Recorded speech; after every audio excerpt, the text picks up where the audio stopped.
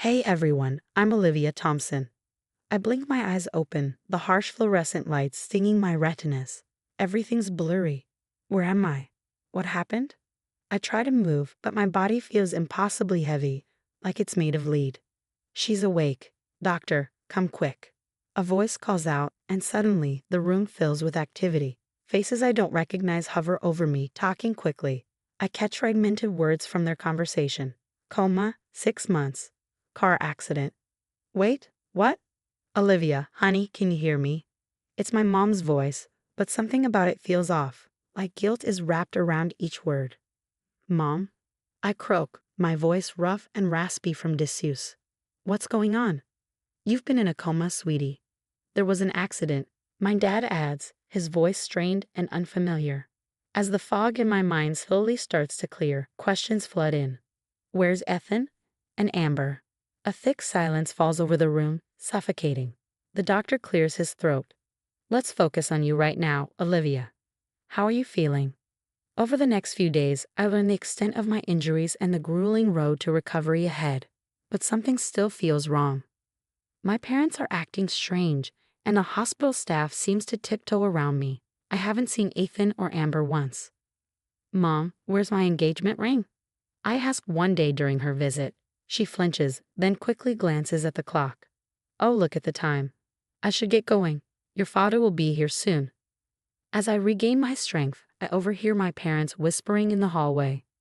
We need to tell her the truth, John, my mom says urgently. Not yet, Helen.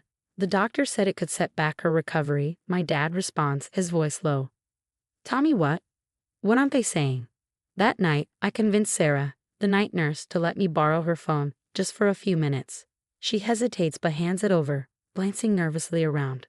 My fingers tremble as I open Facebook and my heart drops into my stomach. There on my profile are dozens of recent posts and photos. But they're not of me. They're of Amber. Amber at my job. Amber with my friends. Amber with Ethan. My hands shake as I scroll through post after post. It's like staring into a warped mirror, my life reflected back at me, but wrong. So wrong. Nurse, I call out, my voice trembling. I need to speak to my parents, now. Sarah rushes in, concern etched on her face. Olivia, what's wrong? I turn the phone towards her, showing her Amber's face grinning back from my profile. Everything, I whisper, everything is wrong. As Sarah leaves to call my parents, I lie there, staring at the ceiling, my mind racing. What the hell happened while I was asleep? And more importantly, what am I going to do about it? The door creaks open and my parents walk in, guilt etched deep into their faces. It's time for answers, and I'm not letting them leave until I get them. Start talking, I demand, my voice steadier than I feel. What's going on with Amber? Where's Ethan? And don't you dare lie to me. The silence is thick and uncomfortable. My mom opens her mouth, then closes it again, her eyes darting nervously to my dad. I'm going home, I declare, struggling to zip my bag with my still weak hands. Honey, maybe that's not the best idea right now, Mom says softly, exchanging a worried glance with Dad. Why not? It's my apartment, isn't it? The silence that follows feels deafening. Isn't it? I repeat, more forcefully this time. My dad sighs deeply. Olivia, there's something we need to tell you. But I don't wait to hear the rest. I'm already out the door, hailing a cab. My parents trail behind, protesting weakly, but I don't care. The ride home is tense, filled with their vague warnings and my cold, stony silence. As soon as I walk through the door of my apartment, I see them, Amber and Ethan, cuddled up on my couch in my living room, like they belong there. Like I'm the intruder. What the hell? My voice is barely above a whisper, but the shock in the room is palpable. Amber jumps up, her face a mask of guilt and fake concern. Olivia, you're home. We didn't expect you so soon. Clearly, I spit the word out, my heart pounding. What are you doing here? In my home? With my fiancé? Ethan stands, looking everywhere, but Liv, I can explain, Ethan says, his voice wavering. Oh, this should be good. I snarl, my initial shock quickly morphing into rage. Explain how you're cuddling with my sister in our home. Amber steps forward, her hands raised in a placating gesture.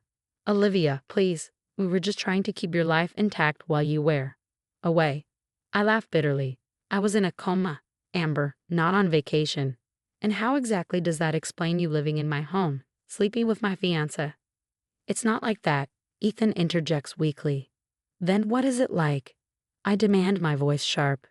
Because from where I'm standing, it looks like my twin sister has stolen my entire life. Amber's face crumples. I was just trying to help. Your job, your apartment. I couldn't let it all slip away while you were gone. And Ethan? Screwing my fiancé. Was that part of your heroic efforts too?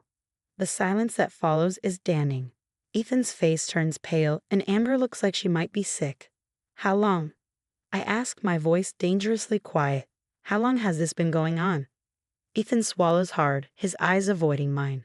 Liv, we started before the accident. He hesitates. I'm so sorry. The world tilts as his words sink in. Before the accident. They've been betraying me for over 6 months, maybe longer. I turn to my parents, who've been hovering anxiously in the doorway. Did you know? I ask, my voice shaking. Their guilty faces tell me everything I need to know. We thought, if you woke up, the shock might be too much, Mom stammers. I let out a harsh, broken laugh. Well, consider me thoroughly shocked. Without another word, I grab my bag and storm out, ignoring their pleas to talk it out. I don't stop until I find myself at a coffee shop, my hands trembling as I dial Sophie's number. When she picks up, I finally break down. Olivia? Oh my God, is it really you? Amber said you didn't want to talk to anyone after. Amber lied. I choke out. She's been lying about everything. 20 minutes later, Sophie bursts into the coffee shop, wrapping me in a fierce hug. I can't believe this, she mutters. I knew something was off, but I never imagined.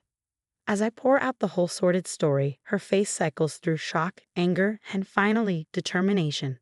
I take a deep breath, staring at my phone. It's time to start reclaiming my life, I say. I dial HR at my company, steeling myself for the conversation ahead. Hello, this is Olivia Thompson. I need to discuss my employment status. There's a long pause. I'm sorry, but Olivia Thompson is currently employed and performing excellently. Is this some kind of joke? My heart sinks. No, it's not a joke. I'm the real Olivia Thompson. I've been in a coma for 6 months, and my twin sister has been impersonating me. Another pause. I think you should speak with Mr. Jenkins. Half an hour later, I sit across from my former boss, watching his face cycle through disbelief, shock, and finally, understanding. Good God, Olivia, I don't even know what to say. Tell me about it, I mutter. Can you help me? I need my job back. My life back. Mr. Jenkins sighs, rubbing his temples. I want to help Olivia, but legally, this is a nightmare. Amber's been working as you, signing contracts, making decisions. It's not as simple as just swapping you back in. I leave his office with a vague promise of support but a growing realization. I need legal help.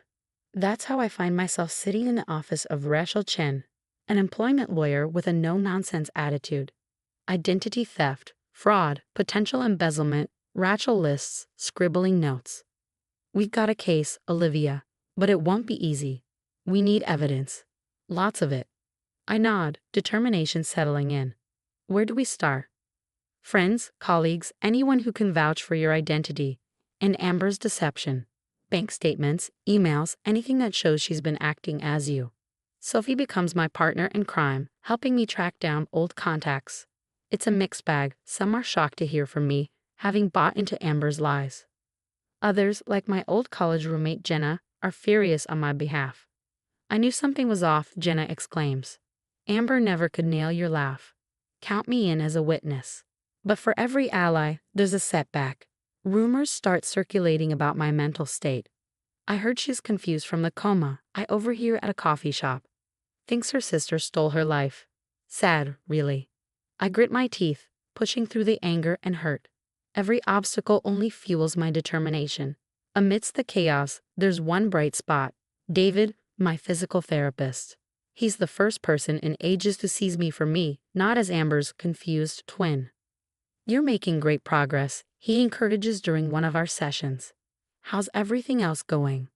I find myself opening up to him, sharing my frustrations and small victories. His unwavering support becomes a lifeline. You've got this, Olivia, he says one day, his hand resting on my shoulder. Don't let them make you doubt yourself. His touch lingers, and for a moment I forget about the mess my life has become. But reality crashes back as my phone buzzes with a text from Rachel.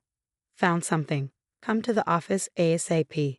An hour later, I'm staring at bank statements, my hands shaking with rage.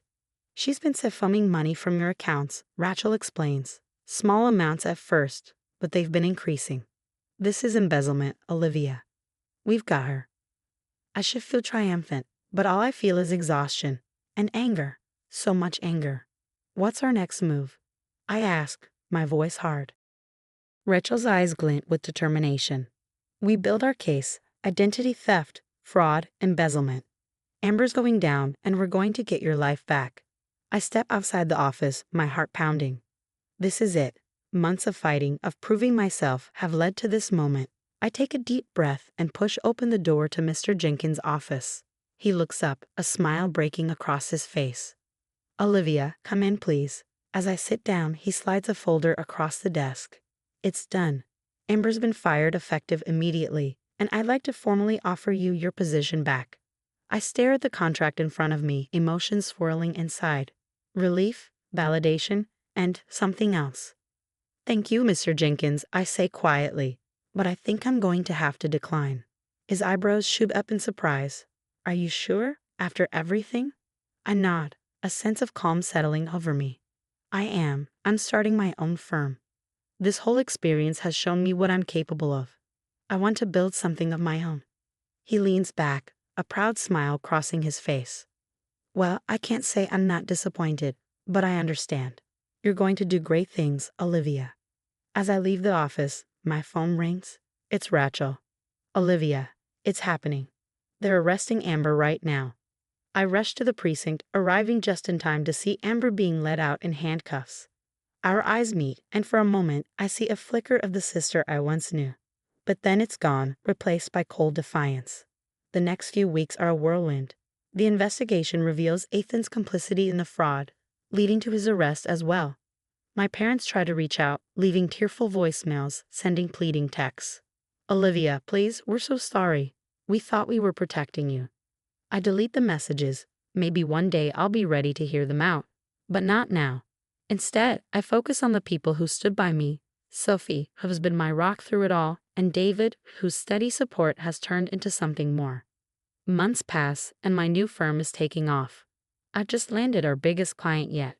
Later that night, as David and I walk hand in hand under the stars, I reflect on my journey. I've lost so much: my old life, my family, the future I thought I wanted. But I've gained something far more valuable, a life that's truly my own. As we walk into our future together, I realize that sometimes the worst betrayal can lead to the best rebirth. I lost my old life, but I've built a new one that's all mine, and no one can take it away from me. Now I've got a question for you. If you were in Olivia's shoes, could you ever forgive your twin sister and parents for their betrayal? Or would you, like Olivia, choose to cut ties and build a completely new life? This is a tough one. On one hand, family is supposed to have your back. On the other, what Amber and her parents did was a massive breach of trust. Drop your thoughts in the comments below. I'm really curious to hear where you stand on this. And hey, if you enjoyed this wild ride, hit that like button. It helps more people find these stories.